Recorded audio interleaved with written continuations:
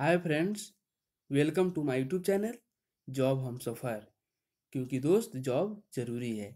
जैसा कि दोस्त आपने थंबनेल में देखा, आज हम बात करने वाले हैं आरपीएफ कांस्टेबल परीक्षा के ओरिजिनल क्वेश्चन पेपर के बारे में दोस्तों। क्योंकि बहुत सारे दोस्तों ने कमेंट किया था कि सर आप आरपीएफ कांस्टेबल का आप ओरिजिनल क्वेश्चन पेपर डालिए। तो मैं इस वीडियो में आपको ओरिजिनल क्वेश्चन पेपर दिखा रहा हूँ और इस शिफ्ट का मैं डिस्कशन भी करने वाला हूँ। तो दोस्त जैसा कि आप यहाँ पे देख सकते हैं, ये पेपर 19 फरवरी 2019 का पेपर है दोस्तों। और ये आरपीएफ कांस्टेबल का पेपर है दोस्तों। तो चलिए हम लोग इस वीडियो को शुरू करते हैं। इससे पहले एक छोटी सी रिक्वेस्ट, यदि आप मेरे चैनल पे नए हैं तो इस चैनल को सब्सक्राइब कीजिए और इस वीडियो को लाइक कीजिए और अपने दोस्तों के साथ शेयर कीजिए। तो चलिए दोस्त, सबसे पहले मैं एक ओवरव्यू देता हूँ कि मैं इस वीडियो में क्या बताने वाला हूँ।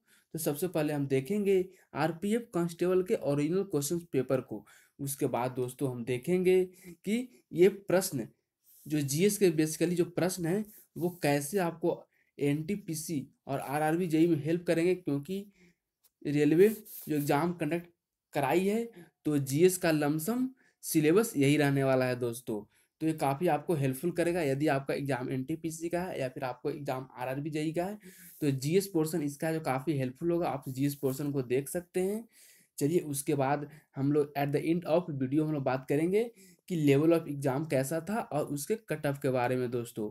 तो चलिए इस वीडियो को शुरू करते हैं। पहले हम लोग एक्सप्लेनेशन करते हैं हर क्वेश्चन के। तो देखिए दोस्त, सबसे पहला क्वेश्चन था कि भारत के राष्ट्रीय अभिलेखागार की देखभाल कौन सा मंत्रालय करता है। यानी जो भारत का राष्ट्रीय अभिलेखागार है तो उसकी देख रेख करता है दोस्तों, वो करता है आपका सांस्कृतिक मंत्रालय। आपको मैं एक चीज बता दूं कि जो भी ग्रीन से जो आपको दिख रहा है वो है जो रेलवे के द्वारा आंसर दिया गया है। जबकि बात करें दोस्तों हम डॉटेड की, तो डॉटेड जहाँ पे वो उसका जो कैंडिडेट है वो उत्तर को चुना है वही उत्तर है दोस्तों। तो चलिए इसका राइट आंसर होगा संस्कृति मंत्रालय। चलिए आगे हम लोग देखते हैं क्वेश्चन नंबर 2। प्रकाश के विसरण के कारणों से प्राप्त रंगों के बैंड को क्या कहा जाता है। जो 7 कलर का बैंड उत्पन्न होता है तो उसको हम लोग क्या बोलते हैं दोस्तों, तो उसको हम बोलते हैं spectrum. Spectrum is the right answer दोस्तों। आगे हम लोग देखते हैं खाली स्थान दुनिया में हीरे का सबसे बड़ा उत्पादक है दोस्तों। हम लोग बात करें दुनिया में सबसे बड़ा हीरा उत्पादक की, तो दोस्त इसमें अकॉर्डिंग टू ऑप्शंस अफ्रीका हो जाएगा दोस्तों। चलिए हम लोग आगे देख लेते हैं। अगला कहता है कि निम्नलिखित में से कौन सा एक जटिल सह संवहनी ऊतक है। यानी कि इसमें कौन सा एक कॉम्प्लेक्स है जो टिश्यू है। तो कॉम्प्लेक्स टिश्यू की बात करें दोस्तों तो यहाँ पे आपका राइट आंसर होगा फ्लोएम। और अब बात कर ले फ्लोएम की, तो फ्लोएम है जो फ्लोएम की सहायता से ही पौधे में क्या जाता है, उनके जो पत्ती में जो फूड बनता है वो फूड है जो चारों तरफ जाता है दोस्तों उनके। और भी बाकी जैसे ट्रंक हो गए उनके बाकी बाकी मतलब और बाकी पोर्शनों में जाते हैं। चलिए आगे देख लेते हैं हम कि राज्यसभा की अधिकतम संख्या कितनी होती है। तो राज्यसभा के सदस्य की अधिकतम संख्या होगी दोस्तों 250। जबकि हम बात कर ले प्रसिद्ध विश्वनाथ ज्योतिर्लिंग मंदिर, तो काशी विश्वनाथ यानी कहाँ होगा दोस्तों, तो यूपी में होगा। तो आप यूपी मार सकते हैं कि प्रसिद्ध विश्वनाथ ज्योतिर्लिंग मंदिर कहाँ में है, तो यूपी में है। यूपी से सेपरेटली बात कर ले हम स्पेशली कि यूपी में भी कहाँ, तो बात कर ले हम दोस्तों तो काशी आप बोल सकते हैं। आगे हम देखने वाले हैं कि मानसून हवाएं की प्रकृति क्या होती है। तो मानसून हवाएं हैं जो स्पंदमान प्रकृति की होती है।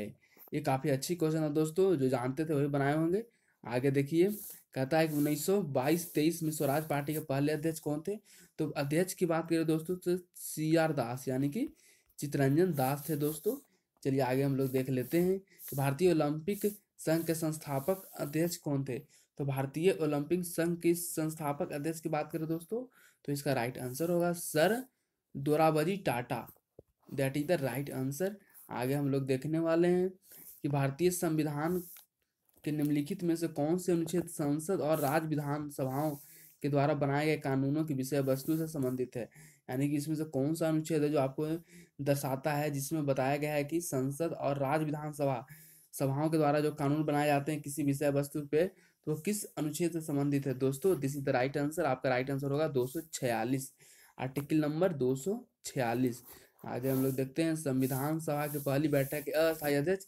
तो आपको जैसा कि पता होगा कि 9 दिसंबर को इन्हें बनाया गया था अस्थायी अध्यक्ष डॉक्टर सच्चिदानंद सिन्हा को। और वही 2 दिन के बाद 11 दिसंबर को फिर अस्थाई यानी परमानेंट मेंबर चुन लिया गया था राजेंद्र बाबू को। तो चलिए अस्थाई की बात करें तो सच्चिदानंद सिन्हा को, और इनको उम्र के हिसाब से इन्हें बनाया गया था क्योंकि सबसे ज़्यादा उसमें उम्रदार यही थे। चलिए आगे देखते हैं सनराइज इंडस्ट्री को क्या कहते हैं। जो सनराइज इंडस्ट्री है तो वैसा इंडस्ट्री जो उभरता हुआ उद्योग है, जो मतलब अभी जो उद्योग उभर रहा है उसको हम लोग क्या बोलेंगे, सनराइजिंग इंडस्ट्री। आगे देखते हैं किसने गांधी जी को चंपारण में किसानों की समस्या पर ध्यान देने का अनुरोध किया। तो दोस्तों हर कोई जानता है कि राजकुमार शुक्ल साहब ने गांधी जी को बुलाया था और चंपारण के हालात पर किसानों के हालात, चंपारण में किसानों के हालात के बारे में गांधी जी को बताए थे, वो थे राजकुमार शुक्ल। आगे हम लोग देखते हैं निम्नलिखित में से कौन सी गंगा की सहायक नदी प्रायद्वीपीय ऊंची भूमि से निकलती है। दोस्तों तो ऊंची भूमि जैसे कर दे और कहे गंगा की सहायक, तो आपको ध्यान में आना चाहिए चंबल नदी। चंबल नदी होगा दोस्तों। आगे हम लोग देखते हैं मानव शरीर में निम्नलिखित में से कौन सा कोशिका उभयतल आकार की होती है। तो ये दोस्त, तो आपको बोल दे हम आरबीसी का जो है लाल रक्त कोशिकाएं, उसकी जो स्ट्रक्चर है उसकी होती है उभयतल आकार की। चलिए आगे हम लोग देख लेते हैं क्वेश्चन नंबर 16 कि निम्नलिखित में से कौन सा शब्द बिलियर्ड्स से संबंधित है। बिलियर्ड्स से संबंधित होगा दोस्तों कैनन। आगे हम लोग देखते हैं, ये गेम से रिलेटेड क्वेश्चन था दोस्तों। आगे हम देखते हैं रात्रि में आकाश में चमकने वाली समस्त पिंडों को क्या कहा जाता है। तो रात्रि में जो भी समस्त पिंड है जो आकाश में चमकती है उसे हम लोग कहते हैं दोस्त खगोलीय पिंड। आगे देखते हैं हम लोग बेंदल थंगल पक्षी अभ्यारण्य। बेदथंगल पक्षी अभ्यारण्य कहाँ में है दोस्तों, तो ये आपका पड़ेगा तमिलनाडु में। Tamil Nadu is the right answer. आगे देखते हैं निम्नलिखित में से कौन सा एक जैव मंडल संरक्षित क्षेत्र नहीं है। तो दोस्त अब बात कर ले तो दाचिगम एक जैव मंडल संरक्षित क्षेत्र नहीं है। जबकि बात करें मनार की खाड़ी की, तो मनार की खाड़ी जैव संरक्षित क्षेत्र है, बिल्कुल है। नंदा देवी भी जैव संरक्षित क्षेत्र है दोस्तों, और नोकरेक भी एक आपका जैव मंडल संरक्षित क्षेत्र है। लेकिन दाचिगम आपका जैव मंडल संरक्षित क्षेत्र नहीं है दोस्तों।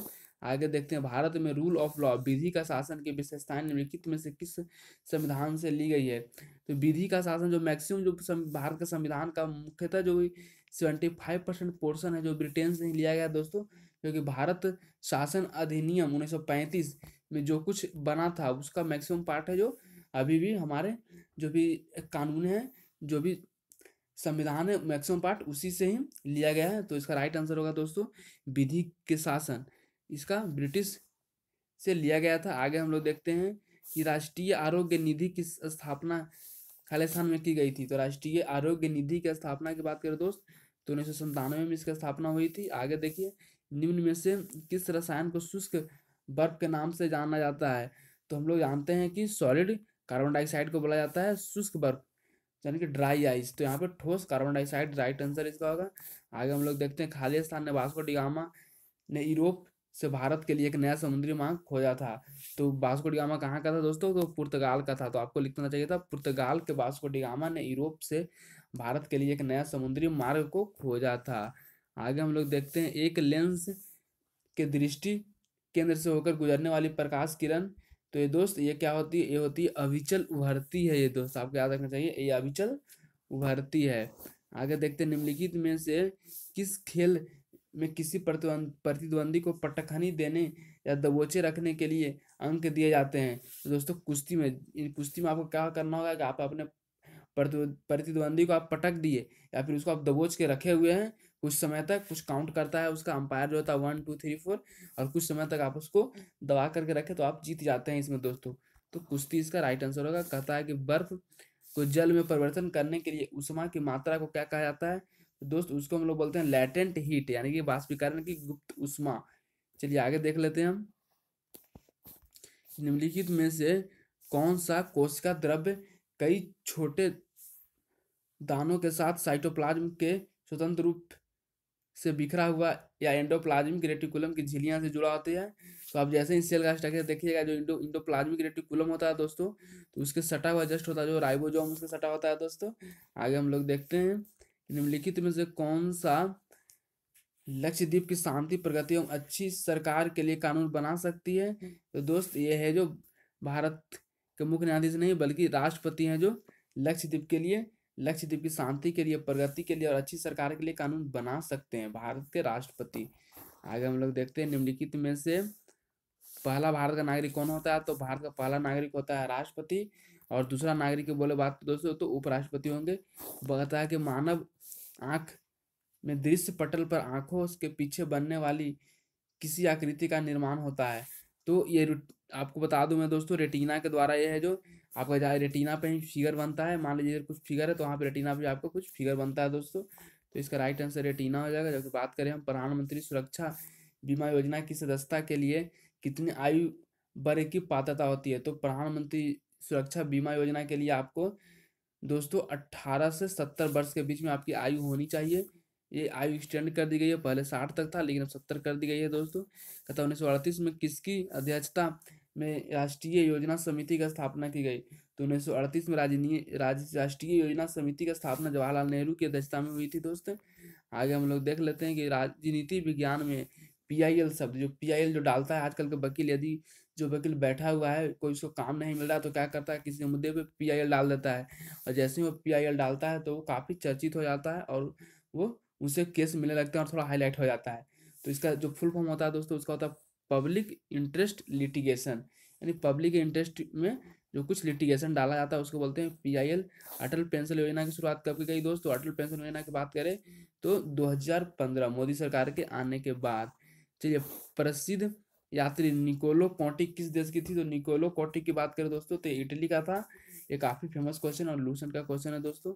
आगे हम देखते हैं निम्नलिखित में से कौन सा एक प्राकृतिक वातावरण नहीं है दोस्त? तो देखिए, आपको यहाँ पे चेक करना है कौन सा प्राकृतिक वातावरण नहीं है। तो वातावरण तो हो जाएगा आंसर, भूपटल भी हो जाएगा, स्थल मंडल भी हो जाएगा, लेकिन जो उपवन है दोस्त, उपवन आपका प्राकृतिक वातावरण नहीं है। चलिए आगे हम देखते हैं, भारत में संघ लोक सेवा आयोग के पहले अध्यक्ष कौन थे? तो संघ लोक सेवा आयोग के पहले अध्यक्ष की बात करें दोस्तों तो सर रॉस बारकर थे। फिर आगे देखते हैं भारत सरकार का वास्तविक अधिशासी कौन होता है? तो भारत सरकार का वास्तविक रियल पावर होता है प्रेसिडेंट के पास होता है, बस ओनली वर्चुअल पावर होता है जो प्रेसिडेंट के पास होता है। हर काम प्रेसिडेंट के नाम से होता है। भारत सरकार कोई भी काम करती है, या कोई रक्षा डील करे या फिर कोई विदेश नीति बनाए, वो है जो भारत के राष्ट्रपति के नाम से होता है। लेकिन असली जो हेड होते हैं कौन होते हैं? वो होते हैं भारत के प्रधानमंत्री। चलिए, हिमालय की सर्वाधिक उत्तरी सीमा खालिस्तान के रूप में जाना जाता है। तो जो महान या हिमाद्री हिमालय उसको बोलते हैं दोस्तों, जो कि हिमालय की सबसे उत्तरी, इसको हम लोग क्या कहते हैं, चार भाग में बांट देते हैं। तो सबसे सबसे ऊपर वाला होता है, उत्तरी वाला होता है दोस्त, वो होता है बृहद हिमालय, यानी कि महान हिमालय। चलिए आगे हम लोग देख लेते हैं, और जो सबसे लास्ट वाला होता है दोस्तों उसको हम लोग बोलते हैं शिवालिक। ये आपका शिवालिक हुआ, ये आपका बृहद हिमालय हो गया, यानी कि महान हिमालय।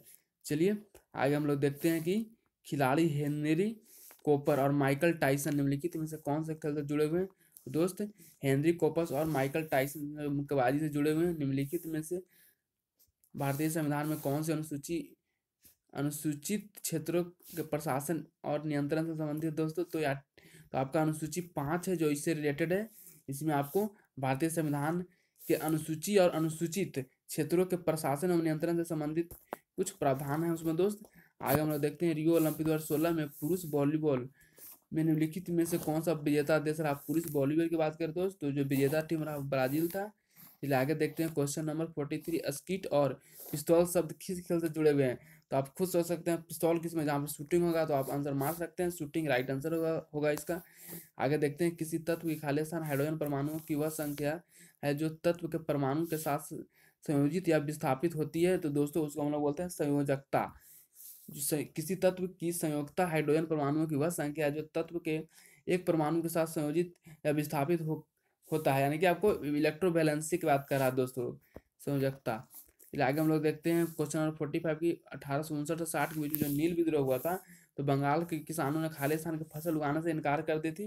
तो नील विद्रोह को नाम से पता चल रहा है कि जो नील की खेती का लोग क्या कर देगा, इनकार कर देगा नील की खेती करने से। और नील का इंग्लिश का होता है दोस्तों इंडिगो होता है, तो इसका राइट आंसर हो जाएगा नील इंडिगो। आगे देखते हैं, निम्नलिखित में से कौन सी संधि प्रमुख आंग्ल मराठा युद्ध से संबंधित है? तो प्रथम आंग्ल मराठा युद्ध की बात करें दोस्तों, इसमें सालाबाई की संधि जो काफी इंपॉर्टेंट है, इसे प्रथम आंग्ल मराठा युद्ध के बाद हुआ था दोस्तों। तो ये आपको काफी इंपॉर्टेंट क्वेश्चन हो जाता है। सरिया शब्द किस धर्म से? तो इस्लाम धर्म में लोग बोलते हैं कि 3 तलाक हम लोग नहीं हटा सकते क्योंकि यह इसमें शरीयत में लिखा हुआ है। तो सरिया शब्द कहाँ हुआ? इस्लाम धर्म से हो गया। चलिए आगे देखते हैं हम लोग। खालिस्तान एक हिमालयी नदी है। तो बात करें दोस्तों, गोदावरी नहीं गलत, तुंगभद्रा भी गलत, नर्मदा भी गलत। जो ब्रह्मपुत्र है दोस्तों वो एक हिमालयी नदी है, हम लोग बोल सकते हैं। आगे देखिए क्वेश्चन नंबर 49 की डिजिटल साक्षरता कार्यक्रम दिशा यानी दिशा का पूर्ण रूप क्या है। दोस्त इसका फुल फॉर्म पूछ रहा है, तो डिजिटल इसका जो फुल फॉर्म क्या होगा दोस्तों, नहीं इसका मतलब अभियान किस लिए निकाला गया है, डिजिटल साक्षरता कार्यक्रम दिशा। तो दोस्त ये इसलिए निकाला गया है कि ताकि भारत डिजिटली रूप से क्या हो, शिक्षित हो। तो डिजिटल साक्षरता के लिए इसको निकाला गया है। क्वेश्चन नंबर 50 देखेंगे, निम्नलिखित में से कौन सा एक कर राजस्व है। तो कर राजस्व की बात करें दोस्तों, तो इसमें ऑप्शन है आयकर, लाभांश, ऋण और ब्याज की रसीद है। तो इसका आयकर राइट आंसर होगा दोस्तों। आयकर क्या है, कर राजस्व है। देखिए ये तो रही बात आपके जीएस की। उसी तरह आपके जीएस में 50 क्वेश्चन थे, बात करें 35 क्वेश्चन आपके थे दोस्त।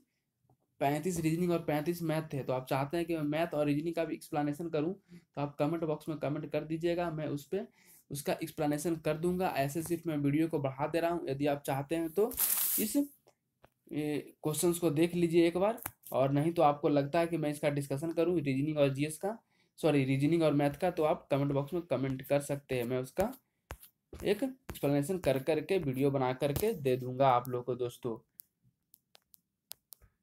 मैं इसे बढ़ा देता हूँ, आप पॉज कर करके देख लीजिएगा इसे। नहीं तो आप चाहते हैं कि मैं इसका पीडीएफ भी दे दूं, तो आप मेरे टेलीग्राम चैनल पे ज्वाइन कर सकते हैं, क्योंकि वो काफ़ी आपको हेल्पफुल करेगा दोस्तों।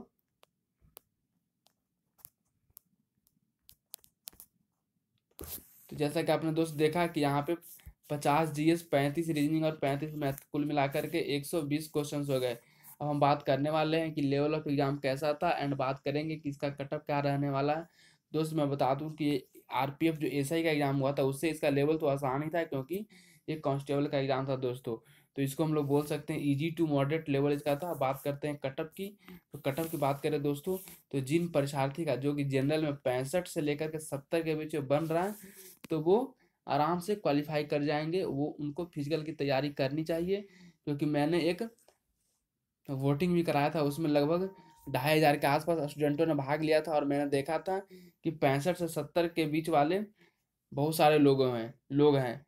तो दोस्त यही कटअप आपको रहने वाला है 65 से 70 के बीच में। यदि आपको 70 प्लस है तो आप कन्फर्म मानिए कि आपका रिजल्ट आने वाला है। लेकिन जो 65 से 70 के बीच में, उन्हीं लोगों को भी यहाँ पे आपको आशा है रिजल्ट आने का। तो आप रिजल्ट का वेट कर सकते हैं, या फिर थोड़े थोड़े आप फिजिकल की तैयारी भी कीजिए, क्योंकि ऐसा होगा कि आपको उस वक्त टाइम नहीं मिलेगा, और आप फिर और परीक्षार्थी से लैग कर जाइएगा, पीछे हो जाइएगा।